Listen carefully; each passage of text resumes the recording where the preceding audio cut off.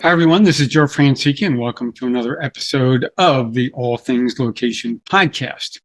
Today, don't let your products escape into the market without a proper marketing plan. This is the first in a series of tutorials on marketing and location technology in the geospatial industry. I've titled this series in an homage to the authors of the book, The 22 Immutable Laws of Marketing, Al Ries and Jack Trout. As an MBA student, I was introduced to their philosophy and have adopted it in my consulting practice. Ries and Trout published a number of books in the early 90s, and their advice is as relevant today as it was 30 years ago. The subtitle of the book is just as instructive: Violate the Laws at Your Own Risk. So this will be a series that I'll be searching for those companies who have risked it all to violate those laws and precepts of marketing. So for this example, I'll use an actual account where the names of the companies and the individuals will remain anonymous. In this case, a new product was being launched and the product manager was faced with a dilemma. The product marketing team was busy with another product launch, and the product manager was left to develop the marketing plan on their own. The product manager needed funding to do a proper launch, but the product executive said, "No, we can't do that until the marketing team is involved. You'll be stepping on their toes." Okay, then, is the launch delayed? Nope, need to get that product into the market. But that would mean that the proper lead generation was nearly impossible for the account team. Unfortunately, it only got worse from there and more delays ensued, but the product was launched anyway.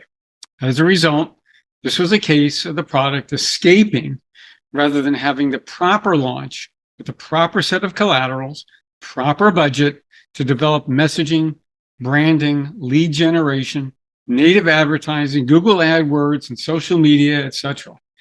The result, it was lost on management that it takes money to launch a new product and a sincere understanding of the sales cycle, sales enablement, lead generation, branding, target markets, etc.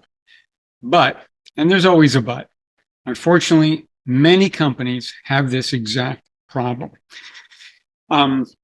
There is a certain expectation that since it's a new product, that it generates its own demand cycle.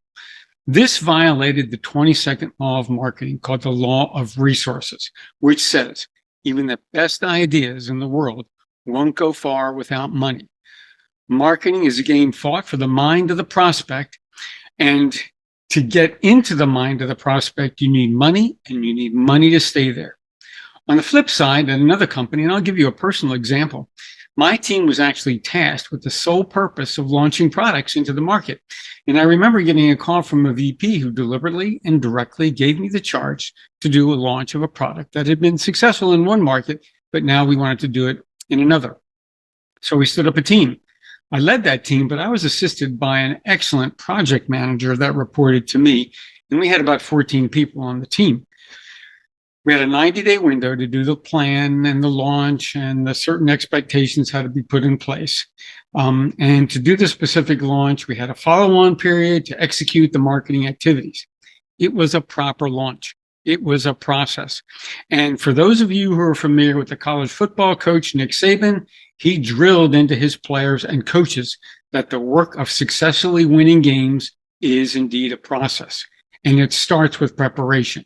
And it starts in practice, and it is fulfilled at game time and continues thereafter in continuous process improvement. I'll have more on the process and marketing in a future podcast, but for now, remember, knowing where is knowing everything.